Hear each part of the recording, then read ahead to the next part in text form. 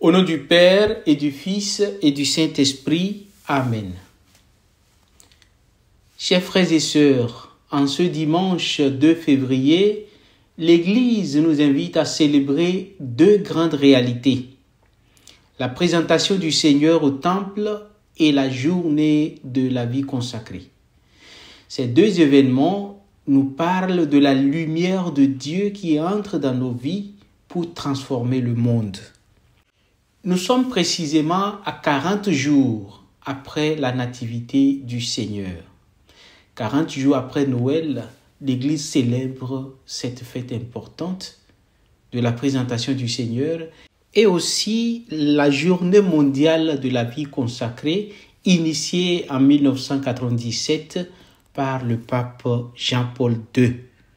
Dans la première lecture de ce dimanche, de cette fête, le prophète Malachie annonce un messager de Dieu qui viendra purifier son peuple, comme on purifie l'or ou l'argent. Cette image forte nous prépare à accueillir Jésus, la seule lumière, la vraie lumière du monde.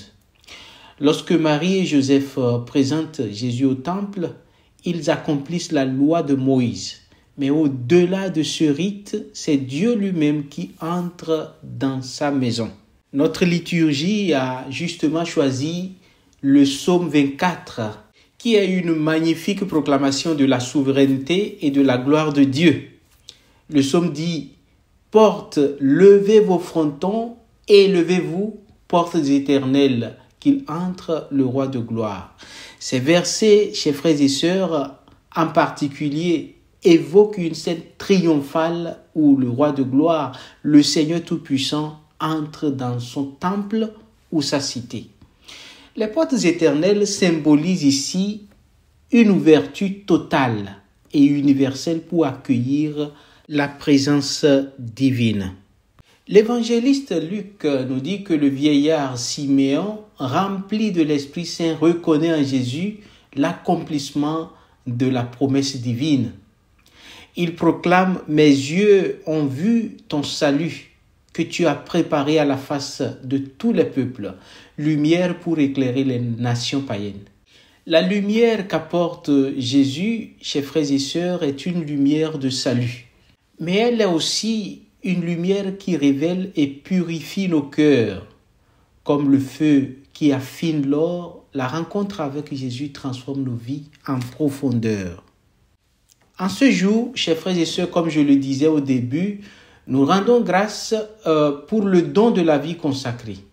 Les consacrés, à l'image de Siméon et de Anne dans l'Évangile, sont des témoins d'une attente fidèle et d'une espérance inébranlable. Anne, prophétesse, servait Dieu jour et nuit dans le temple, dans le jeûne et la prière. Elle rappelle que la vie consacrée est une réponse d'amour total à Dieu, un témoignage vivant de sa présence dans le monde. Les religieux, les religieuses et consacrés sont appelés à refléter cette lumière du Christ dans leur manière de vivre par la pauvreté, la chasteté et l'obéissance. Leur vie, chers frères et sœurs, nous montre que le véritable trésor n'est pas dans les choses matérielles, mais dans une relation intime avec Dieu qui peut seul combler nos cœurs. Je voudrais souligner, chers frères et sœurs, que cette fête ne concerne pas seulement ceux qui ont choisi la vie consacrée. Elle est une invitation pour chacun de nous à présenter notre propre vie à Dieu. Comme Marie et Joseph ont offert Jésus, nous sommes appelés à offrir tout ce que nous sommes au Seigneur en lui confiant nos joies et nos peines, nos talents et nos limites. L'auteur de la lettre aux Hébreux nous rappelle que le Seigneur a partagé pleinement notre condition humaine. Il est venu pour être proche de nous, pour nous relever, pour nous donner la force de marcher dans la lumière. Alors, n'ayons pas peur, chers frères et sœurs, de nous approcher de lui. Même avec nos fragilités, il nous purifie, il nous illumine. En sortant de cette célébration, chers frères et sœurs, demandons au Seigneur de raviver en nous la lumière de notre baptême. Généralement, dans la célébration de cette journée, nous, dans nos paroisses et dans nos communautés, nous allumons des bougies qui symbolisent la lumière du Christ qui entre dans nos vies et que nous sommes appelés à témoigner.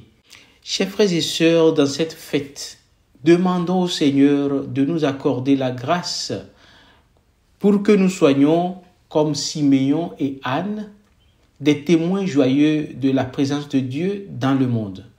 Prions pour que nos frères et sœurs consacrés continuent d'être des flambeaux qui éclairent l'Église et le monde. À chacun d'entre nous, cette question: comment puis-je, dans ma vie quotidienne, refléter la lumière du Christ autour de moi? Que la lumière de la présentation du Seigneur illumine notre chemin et nous transforme pour que nous soyons des artisans de paix et de joie. Amen. Au nom du Père et du Fils et du Saint-Esprit. Amen.